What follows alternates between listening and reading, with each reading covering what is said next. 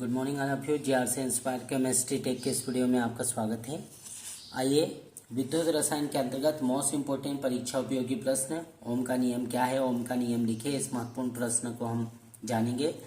तो ओम का नियम क्या है आइए जानते हैं। तो किसी चालक तार के दो सिरों के मध्य उत्पन्न विभवांतर और उसमें बहने वाली धारा के मध्य एक निश्चित अनुपात होता है। इस निश्चित अनुपात को ओम का नियम कहते हैं। ओम का नियम क्या है आइए इसे हम जानें।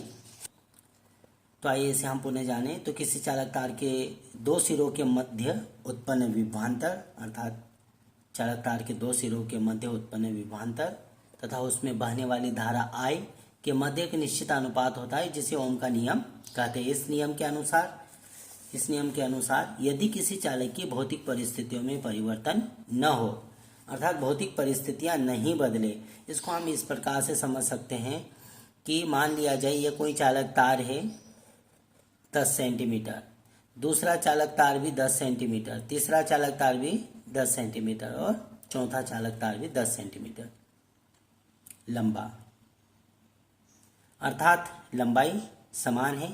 अब धातु भी एक समान हो, जैसे कापर हो, ये भी कापर हो, ये भी कापर हो, ये भी कापर हो, ये भौतिक परिस्थितियां समझने के आधार पर, और उन पे लगने वाला जो तापमान है मान लिया जाए 25 डिग्री सेल्सियस। सभी पर जो तापमान एनवायरनमेंट का जो तापमान लग रहा है मान लिया जाए 25 डिग्री सेल्सियस। तो धातु भी एक जैसे है, लंबाई भी एक जैसे है, उन पर लगने वाला ताप भी एक जैसे है और मान लिया जाए उस पर लगने वाला दाब भी एक जैसे हो, तो इसको बोलेंगे हम भौतिक परिस्थितियां।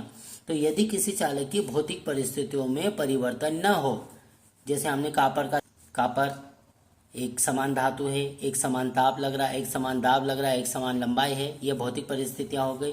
यदि किसी चालक की भौतिक परिस्थितियों में परिवर्तन न हो तो उसमें बहने वाली धारा उत्पन्न विभवांतर के समानुपाती होगी, अर्थात यदि सभी चालक तार में समान प्रबलता की धारा प्रवाहित करें तो समान विभवांतर उत्पन्न होगा।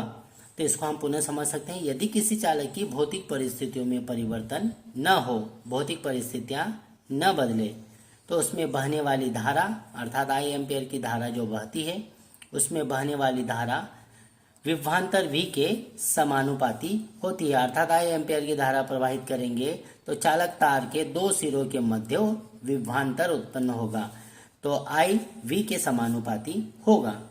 भौतिक परिस्थितियां नहीं बदले तो प्रवाहित धारा उत्पन्न विभवांतर के समानुपाती होगी।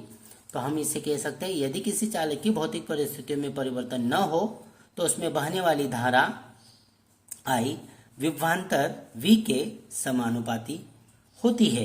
इसे ओम का नियम कहते हैं। हमने चित्र के माध्यम से जाना, तो हम इसको इस प्रकार से कह सकते हैं V समानुपाती I, अर्थात उत्पन्न विभवांतर प्रवाहित धारा के समानुपाती होगा। समानुपाती के चिन्ह को हटाए, यहाँ पर एक नियतांक रखा, जैसे R यहाँ पर नियतांक है तो हम लिख सकते हैं V बराबर R I। R यहाँ पर एक नियतांक है। I को बराबर के इधर लाए जो कि इंटू में है, इधर आएगा तो भागित में हो जाएगा। तो V upon I is equal to R, जहाँ पर R एक नियतांक है जिसे चालक का प्रतिरोध कहते हैं। R एक नियतांक है जिसे चालक का प्रतिरोध अर्थात धारा के मार्ग में रुकावट, जहां R एक नियतांक है जिसे चालक का प्रतिरोध कहते हैं। तो ओम का नियम क्या है इसे हमने जाना। Thank you.